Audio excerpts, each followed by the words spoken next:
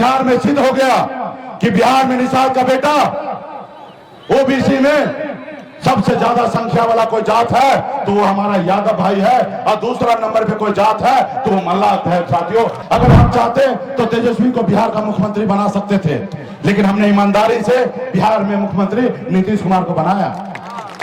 आज मेरे पास ये ताकत था, एक मल्लाह का बेटा बिहार में मुख्यमंत्री बना, ये हमारी पहचान है। साथियों, वो देखा निषाद समाज जो है वो सोया हुआ शेर है। अगर मुकेश सहनी इसको जगा देगा तो जैसे लालू प्रसाद अकेले अपने दम पर बिहार में मुख्यमंत्री बन गया, वैसे मुकेश सहनी भी बिहार का मुख्यमंत्री बन जाएगा। आपने देखा ना, मुख्यमंत्री जी जाति आधारित गणना कराए, एक हफ्ता पहले की बात है, और इसमें बिहार में सिद्ध हो गया कि बिहार में निषाद का बेटा ओबीसी में सबसे ज्यादा संख्या वाला कोई जात है तो वो हमारा यादव भाई है, और दूसरा नंबर पे कोई जात है तो वो मल्लाह है। साथियों, मल्लाह है, बिन जल्दा नैया मल्लाह है। आज हमारे पास इतना वोट बैंक रहने के बाद हम इतना पीछे हैं। साथियों, इसलिए आपको अपना वोट बैंक को ताकत को समझना पड़ेगा। आपके पास वही शक्ति ताकत है, आपके पास जो वोट है ना, उसी से राज्य में मुख्यमंत्री और देश का प्रधानमंत्री बनता है। वो वोट आपके पास है। जब मैं 2014 में बिहार आया और आपके साथ लड़ाई लड़ने लगा, संघर्ष करने लगा, आपने कहा सन ऑफ मल्लाह, आप आगे बढ़ो, हम आपके साथ हैं।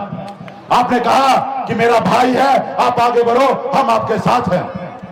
हमने आरक्षण तो नहीं ले पाया, लेकिन पिछले 10 सालों में हमने कम उपलब्धि हासिल नहीं किया। आपने देखा 2020 में पहली बार आजाद भारत में, हिंदुस्तान में एक मल्लाह का बेटा ने 4 विधायक बनाया। अपने दम पर बिहार में हम मंत्री बने। हमारे पास सरकार का चाबी था, 4 ही विधायक था, लेकिन सरकार का चाबी था। अगर हम चाहते तो तेजस्वी को बिहार का मुख्यमंत्री बना सकते थे, लेकिन हमने ईमानदारी से बिहार में मुख्यमंत्री नीतीश कुमार को बनाया। आज मेरे पास ये ताकत था, एक मल्लाह का बेटा बिहार में मुख्यमंत्री बना, ये हमारी पहचान है। साथियों, और ये कब कैसे हुआ?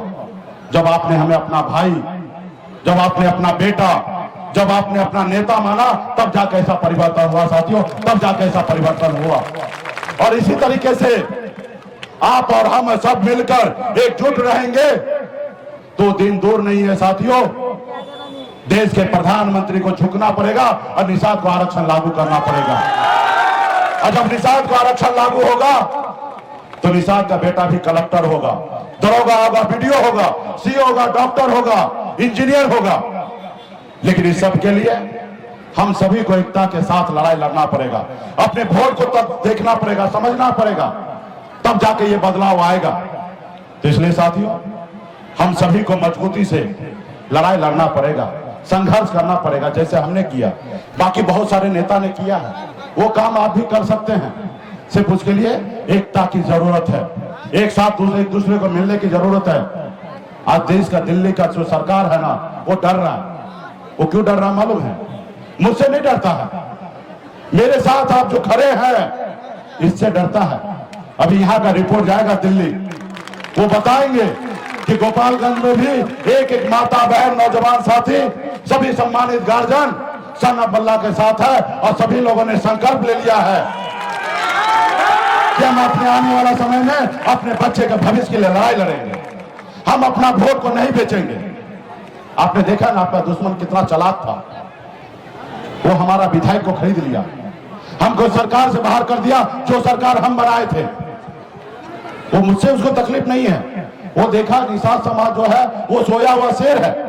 अगर मुकेश सहनी इसको जगा देगा तो जैसे लालू प्रसाद अकेले अपने दम पर बिहार में मुख्यमंत्री बन गया, वैसे मुकेश सहनी भी बिहार का मुख्यमंत्री बन जाएगा।